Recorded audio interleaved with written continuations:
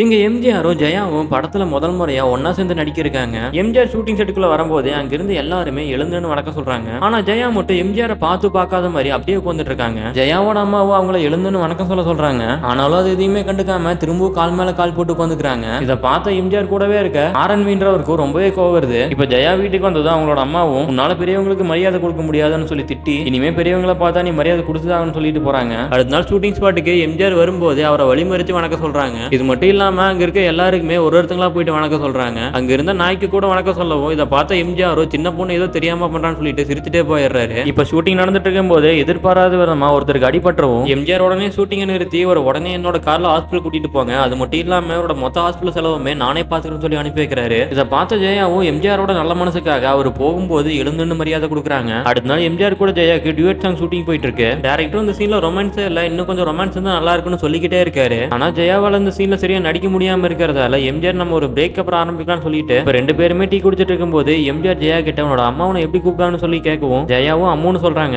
எம்ஜிஆரும் ஜெயா கிட்ட நீ என்ன உன்னோட அம்மாவை நினைச்சிட்டு கட்டி பிடிச்சிக்கான்னு சொல்றாரு. இதுக்கப்புறம் ஷாட்டுமே ஓகேவாகுது. படம் ரிலீஸ் ஆனதுக்கு அப்புறம் பெரிய ஹிட்டுமே ஆகுது. இதுக்கப்புறம் எம்ஜிஆர் ஜெயாவும் சேர்ந்து நிறைய படம் நடிக்க ஆரம்பிக்கிறாங்க. இவங்க ரெண்டு பேரும் சேர்ந்து நடிச்ச எல்லா படமுமே இப்ப சூப்பர் ஹிட்டுமே ஆகுது. இந்த வீடியோட செகண்ட் பார்ட் வேணும்னா ரெட் கலர் ஹார்ட்டை கமெண்ட் பண்ணுங்க.